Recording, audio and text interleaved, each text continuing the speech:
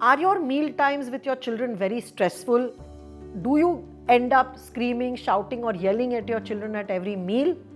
Then this video I am going to explain how to make your meal times more peaceful and more fun, especially when you have young children. I am Riri Trivedi. I am a regression therapist and a parenting coach. And today I am going to share a few points that you can keep in mind in order to make your meal times more fun and less stressful, especially for you mothers and fathers out there who are very stressed out about your children being fussy eaters or throwing tantrums at meal times. So let me first tell you that it is very important for children to learn to eat their food on their own. Most of the time as parents, we feel that our children do not have the intelligence and do not have the understanding of how much they want to eat and what they want to eat, and hence we are constantly feeding them or constantly trying to make sure that they eat the right amount of food in the right way. But this is extremely detrimental to the child's development of self-independence and self-confidence. Make sure you also see my video on what is the science behind not force feeding your children. It's a separate video. I would definitely encourage you to watch it. But today let me talk about a few ways you can make meal times more fun so that your children can learn to eat food by themselves and you don't need to force feed them. One is, throughout the day, avoid your children snacking all the time. So do not give snacks to your children all the time whenever they ask for during the day.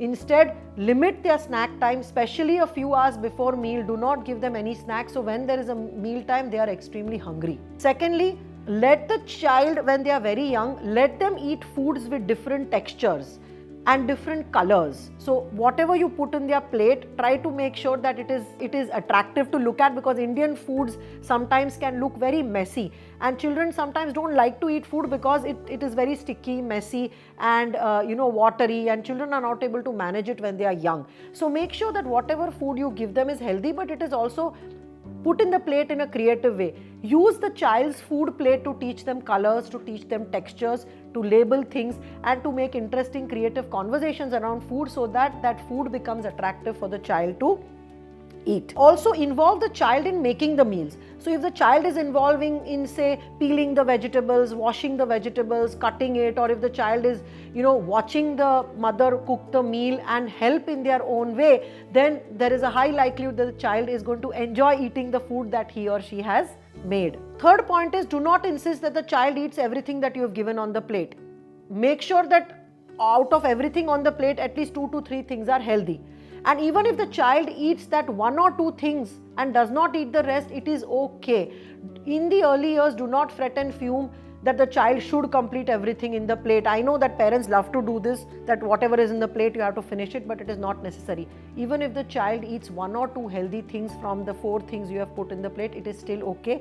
That way the child is experimenting and learning and building confidence and recognizing what he or she wants to eat. You must also know that every child is born with the innate understanding of how much he or she wants to eat and when he or she wants to stop eating.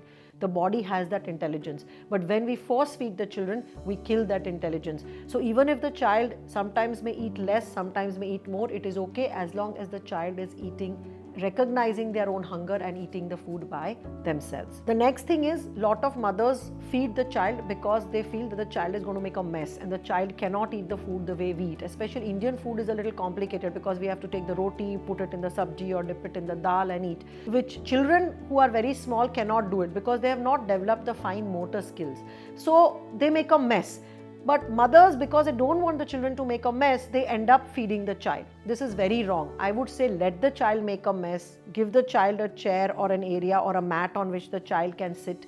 Let the child make a mess, but in the process of making a mess, when the child eats, the child is learning a lot of things. There are a lot of brain neural pathways getting triggered in the brain, and the child is developing the feel for texture, color, taste, and developing the ability to eat himself or herself. So let the child make a mess and eat their own meals. That is very, very important. So do not use phones or mobiles or TV to distract your child while eating meals, because a lot of parents find it very easy and quick that you put a phone in front of the child or put the child in front of a computer or a laptop or an iPad and the child is then fed, or the child just eats food. Now what happens is when the child's mind and attention is on the device, the child loses connection with the body. So the child doesn't know what he or she is eating, the child doesn't know how much he or she is eating.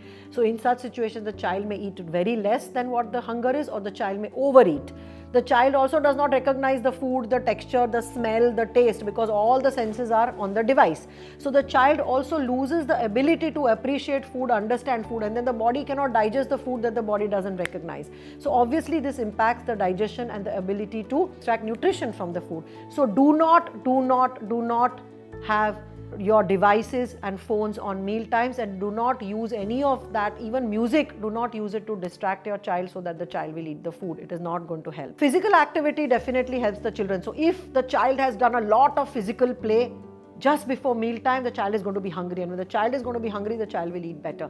I remember when my kids were young, we would make them walk a lot. We would go on a hike, and after the hike and the walk, when they are really hungry, we would introduce a new food. And most of the time they would like that new food because they were hungry. So introducing new meals can be done when the children are really hungry, and for that a good way is to make them exercise and play a lot, because that helps the metabolism and the digestion as well. Have pleasant conversations on meal time. So when you are all sitting together to have food, do not complain about the children. Do not talk about stuff that will make your child feel ashamed or unhappy or scared or fearful. Do not bring up all the day's problems and stresses at mealtime. Instead, at mealtime, try to have some fun conversations, or try to have a conversation around what nice thing happened today for each of us. Like I remember when we used to meet for meals as a family when my children were young, again, we all would take turns and say, what was the one thing that we really liked during that day, or what was the one thing that we were very grateful for during that day. So mealtime became a time when we actually shared gratitude or joy about little things that worked in our day, and that also creates a positive association around food as far as children are concerned. Do not bribe the children to eat food. A lot of parents say, if you finish your roti sabji, I will give you a chocolate, or if you finish your dal rice, I will give you a mithai.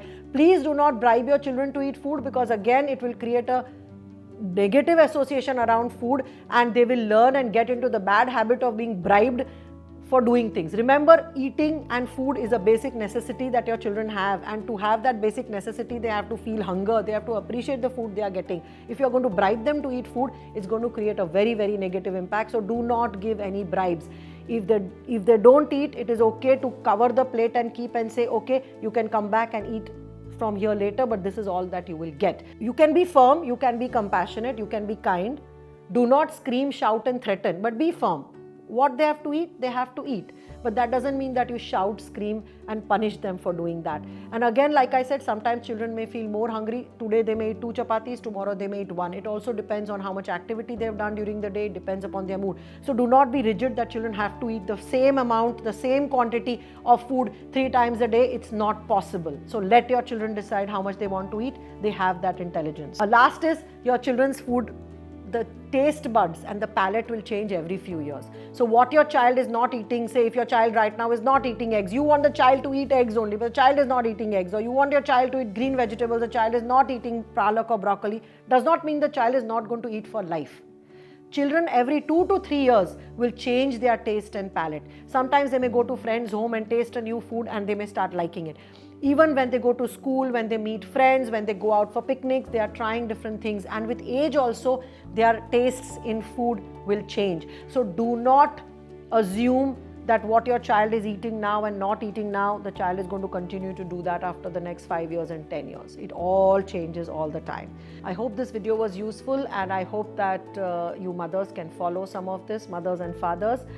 If you have a child who is fussy and if your meal times are not happy, then do follow these guidelines and write in the comments if it worked for you or not. I would definitely love to hear from you. If there are other ideas how you introduce food to your children and make your meal times fun, then do not forget to share them in the comments. If you like the video, then do subscribe to my channel where I share a lot of videos on parenting.